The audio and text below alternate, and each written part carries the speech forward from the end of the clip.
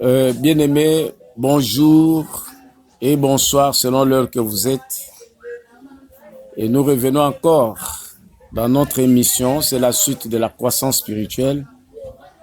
Dans notre chaîne qui est EDGC, RD Congo TV.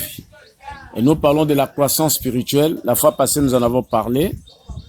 Je pense que nous devons encore continuer à parler de la croissance spirituelle, c'est très capital. Mais avant toute chose, je crois que nous allons d'abord prier. Éternel notre Dieu, nous te bénissons encore. Par l'œuvre de Saint-Esprit, nous venons sur le mandat que tu nous as confié, afin de communiquer la vie à ton peuple ou à ceux qui sont nés de nouveau. C'est pour cela, Saint-Esprit, que tu nous conduis du début jusqu'à la fin. Au nom puissant de Jésus-Christ, nous disons Amen. Bien-aimés, une fois de plus, bonjour. Je crois que vous avez bien goûté la matière. Mais nous allons commencer cette fois ici à lire la parole de Dieu. Nous parlons de la croissance spirituelle. Nous lisons 1 Pierre chapitre 2, verset 2. Désirez comme des enfants nouveau-nés le lait spirituel et pur, enfin par vous croissez pour le salut. L'apôtre Pierre parle de la croissance spirituelle. Une crise de croissance ou une carence de croissance est un dégât. C'est une tragédie dans la vie d'un homme. Et c'est une tragédie pour l'Église, c'est-à-dire pour ceux qui sont nés de nouveau. La croissance est un processus naturel, d'abord sur le plan naturel. La croissance est un processus aussi spirituel. Le passage ici ne parle pas de la naissance naturelle, mais de la naissance spirituelle. Nous avons vu la fois passée au moins 6 obstacles qui font qu'un chrétien ne peut pas croître spirituellement. Quand un chrétien ne croit pas spirituellement, il n'est pas protégé.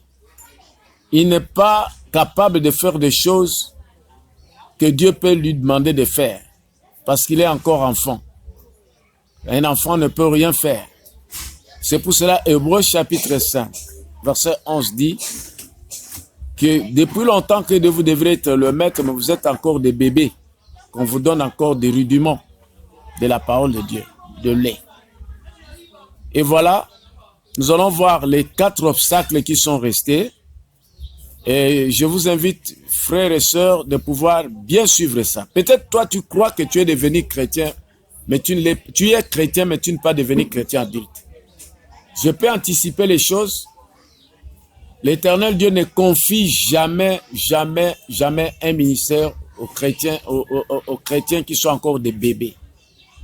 Et vous n'aurez pas de récompense. Je peux dire naturellement. Je prends par exemple un cadeau que tu donnes à un bébé n'est pas le même cadeau que tu donnes à un adulte. Donc il y a beaucoup de choses, il y a des gens qui passent des temps de prier, Seigneur bénis-moi ceci, fais ceci, fais cela, il ne te le donnera pas. Et autre chose à savoir, bien-aimé, l'âge chronologique, c'est-à-dire que tu as 50 ans, 40 ans, tout ça, ne veut pas dire que tu as l'âge spirituel. L'âge spirituel n'a rien à voir avec votre âge chronologique. Je prends un exemple dans la Bible, l'exemple de Nicodème. Nicodème avait un âge chronologique qui était loin supérieur à l'âge du Seigneur Jésus-Christ. Souvenez-vous aussi dans le temple quand il avait 12 ans. L'âge chronologique c'est 12 ans, mais il était mature totalement. C'est pour cela encore aujourd'hui, je vous demande d'être trop attentif pour réussir votre vie chrétienne. La fois passée, je vous ai dit que l'enlèvement, si vous êtes bébé spirituel, vous n'êtes pas important, on va vous enlever, vous allez croître où? La seule occasion de croître spirituellement, c'est au moment où tu es sur la terre.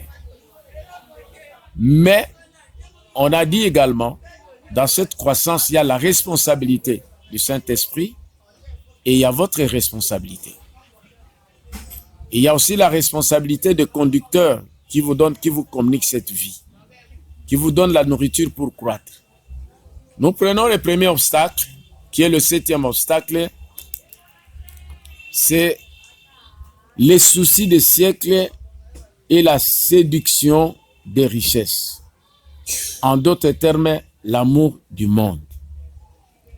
Nous allons lire un passage biblique dans Matthieu chapitre 19. Matthieu chapitre 19, verset 22. Nous allons voir qu'est-ce qui est écrit dedans. Qu'est-ce qui est écrit? Bien-aimés, vous savez que le monde aujourd'hui est dirigé plus par la séduction.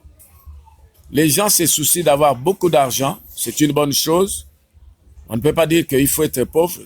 L'Éternel Dieu n'a pas dit ça. Il a créé ça pour nous. Mais les gens ont l'amour d'argent plus que l'amour de l'Éternel Dieu. Les gens ont l'amour d'argent plus que l'amour des hommes. Et là, c'est très compliqué. Lisons la parole de Dieu. Celui qui a reçu la sémence parmi les épines, c'est celui qui entend la parole, mais en qui les soucis du siècle et la séduction des richesses étouffent cette parole et la rendent infructueuse. La parole que nous recevons, elle a une destination, c'est l'esprit de l'homme. Mais lorsque vous recevez la parole, ça doit aller dans l'âme, l'âme dans l'esprit. Et dans l'esprit, le Saint-Esprit puisse transformer ça. Donner la vie et dispatcher cette vie dans tous les domaines dans tous les domaines de la vie naturelle que tu as.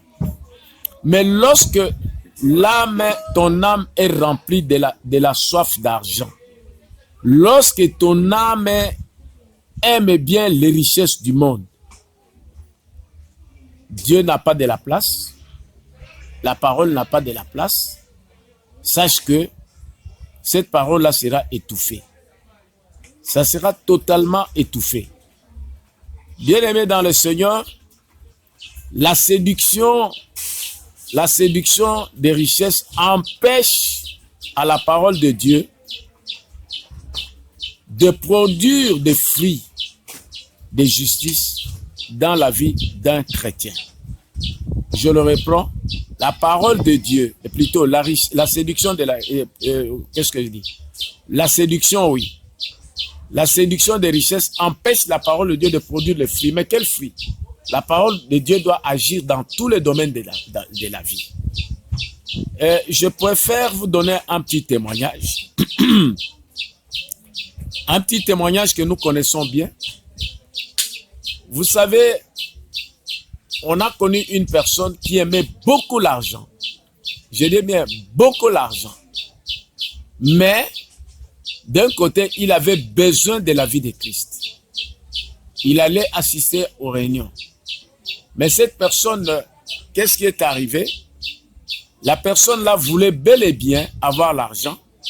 Mais le moyen d'avoir l'argent pour lui, c'était plutôt l'impudicité. C'était une fille. Il allait chez les occultistes pour avoir l'argent, mais après il vient, il dit que je viens prier. Et cette fille a subi des conséquences terribles. Et les occultistes, qu'est-ce qu'ils faisaient avec leur argent? Ils leur demandaient toute la nuit uniquement que cette fille devrait pisser sur eux. Vous comprenez? Elle devrait prendre beaucoup d'eau et pisser sur l'occultiste. Et puis après, soit demander à lécher leur corps toute la nuit. Et puis on lui paye l'argent. Mais cette fille est arrivée à un moment donné qu'elle devrait quitter là où il était pour aller encore dans un autre lieu trouver un féticheur. Et là où elle devrait aller au poste douanier, son oncle l'a ramené tout à fait chez sa mère. Ses amis sont partis. Et là, on a donné l'instruction qu'il devrait prendre cet enfant. À cette époque, il y avait les 10 francs. Et pour avoir l'argent, il devrait ramasser les 10 francs partout pour en constituer 10 000 francs. Ils ont apporté ça chez le féticheur. Et en apportant l'argent chez le féticheur a fait ce qu'il peut faire. Ils sont revenus. Et quand elles sont revenues, et cette fille-là, qui était la meneuse, avait la voiture, et avait tout. La fille avait la voiture, elle avait tout. Mais vous voyez la conséquence. La fille était devenue folle à cause de l'argent, mais elle disait qu'elle était chrétienne. Mais une autre cérémonie, c'était quoi? Le féticheur leur avait demandé de mettre chaque fois 10 francs dans les carrefours, dans les avenues, tout ce que vous voulez. Mais quand elle est morte, la première chose, les 10 francs ont apparu dans son cercueil. Le rite là détournait le cercueil, les 10 francs, tout le monde se demandait d'où ça vient, sa mère se demandait. Le jour de l'enterrement, ils sont allés dans le trou où on devrait, dans la fosse où on devrait l'enterrer. On voit les 10 francs qui procédaient. Ils ont appelé un prêtre pour prier, celui-ci a fait l'extase sur place. Les gens tombaient, les gens fouillaient. À la fin des comptes, on a fait, les 10 francs continuaient. Vous voyez, bien aimé, elle avait bel et besoin de se dire chrétien, mais l'argent, l'étouffement de la richesse, et elle est morte comme ça. Et c'est terrible. C'est pour cela l'obstacle. Celui qui veut croître doit avoir plus l'amour de Dieu et l'amour de la parole de Dieu pour la consommer. Et là, le Saint-Esprit peut travailler. Deuxième obstacle, quand on dit bien, ne comprend pas la parole de Dieu. Quand on ne comprend pas la parole de Dieu, c'est déjà un grand obstacle qui est le 8e obstacle. Là, c'est dans Matthieu chapitre 13, verset 19, où la parole de Dieu dit, si quelqu'un écoute la parole du royaume et ne la comprend pas, le malin vient et le retire. Retire cette parole-là. Et ici, c'est un problème qui se pose. Le problème, c'est quoi? Le problème où c'est la personne qui ne comprend pas le message. Le problème peut être aussi le conducteur, celui qui communique la parole, qui est la vie que la personne cherche. Ça, c'est dans Matthieu 13, verset 19. Je reprends Matthieu 13, verset 19. Et vous allez lire. Bien aimé, je vous conseille une chose. Quand on ne comprend pas la parole de Dieu, elle ne peut pas atteindre l'esprit et le Saint-Esprit ne peut rien faire. Donc, le conducteur doit être une personne. La parole qu'il communique lui-même, il a déjà mis en pratique. Il enseigne la parole clairement dans le but de communiquer la vie. Et si le conducteur est incompétent, il fait les choses intellectuellement parce qu'il a lu là-bas, il n'a jamais expérimenté, je crois que c'est un danger. Esdras, chapitre 7, verset 10, nous dit que l'Esdras a appliqué tout son cœur à prendre la parole, à la loi de Dieu, de l'appliquer, de l'enseigner. Donc, il est important d'enseigner ce que vous avez appris et ce que vous avez appliqué. Le Saint-Esprit agira totalement. Le 9e obstacle, c'est les mauvaises compagnies. Ah, bien aimé, je vais vous dire une chose très importante. Un enfant de Dieu, né de nouveau, c'est quelqu'un, il doit considérer très bien ses relations et ses amitiés. Il ne peut pas être avec n'importe qui. Parce qu'il y a aussi les transferts de démons. Les gens qui sont qui sont à côté de vous, que vous devez chaque fois partager la vie avec eux, vous allez écouter n'importe quoi. Par exemple, vous allez vous retrouver, vous êtes enfant ou fille de Dieu, vous allez vous retrouver au milieu des prostituées. Les prostituées ne vont parler que des choses des prostituées. Or, l'oreille de quelqu'un est liée avec l'esprit. Vous allez souiller votre âme, vous allez bloquer. Vous ne pouvez pas croître. Et une fois que vous avez rempli votre cœur avec les insanités, la parole de Dieu ne pourra pas passer, c'est un obstacle. Donc c'est très très important de choisir qui réellement que vous devez partager. C'est pour cela la parole de Dieu dit aussi dans 2 Corinthiens 6, c'est sortir de leur milieu. Et c'est pour cela 1 Corinthiens chapitre 15 verset 32, les mauvais compagnons comptent de bonnes mœurs. Il ne faut jamais faire une bêtise de croire que tu vas partager ta vie avec les païens. Non, non, non. La Bible ne nous dit pas de rompre complètement tout contact avec les païens, non. Mais nous avons besoin d'être en bon terme avec eux dans le but de témoigner Christ. Je dis bien, la Bible ne nous interdit pas. Nous serons toujours en bon terme avec eux dans le but de témoigner Christ. Si on ne témoigne qu'il n'y a pas Christ auprès des païens, on est méchant. On est méchant. On est conscient que les païens ne connaissent pas Christ. Les païens n'ont pas, leurs esprits sont morts. Les païens n'ont pas le Saint-Esprit. C'est un danger parce que Christ peut revenir. Mais quand on aime les gens qui sont païens, il faut témoigner Christ dans tous les sens, en œuvre et en parole. Donc c'est très important.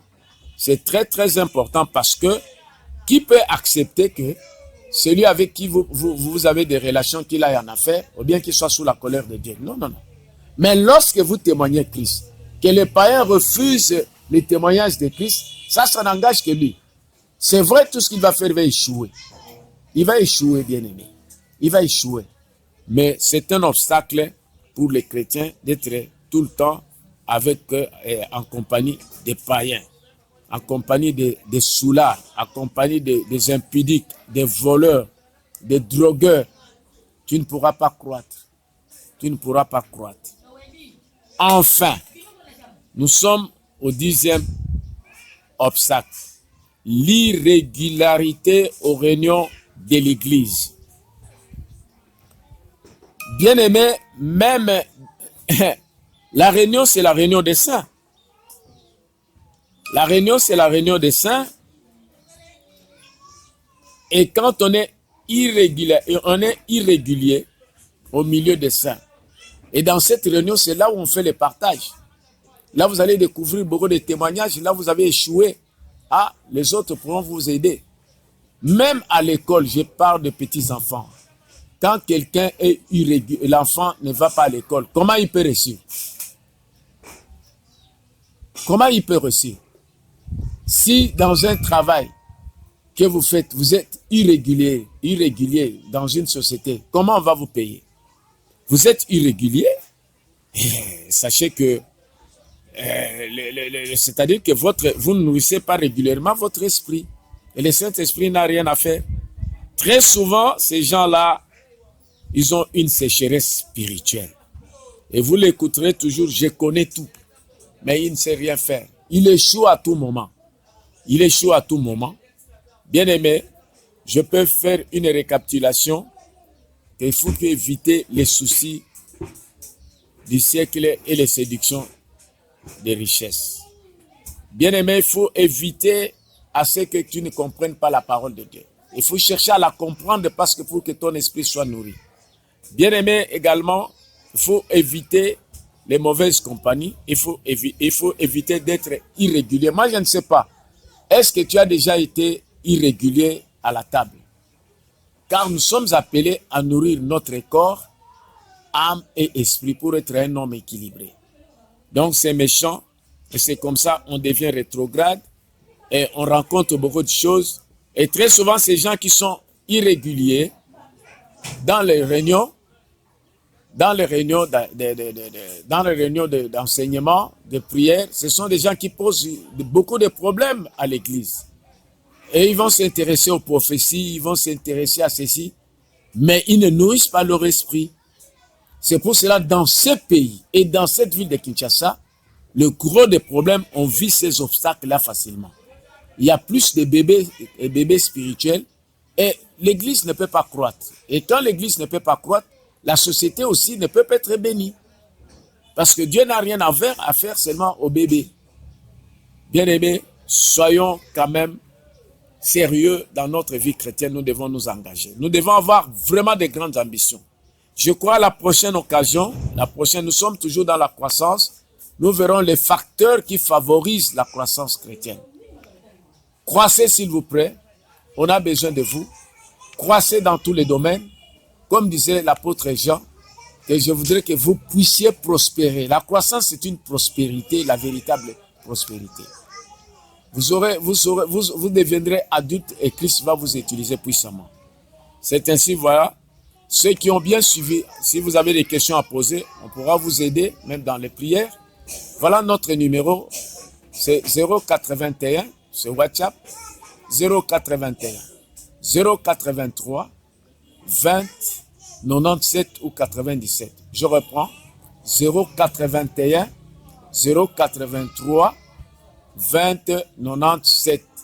Likez et sur notre chaîne, faites vos commentaires. Que Dieu vous bénisse.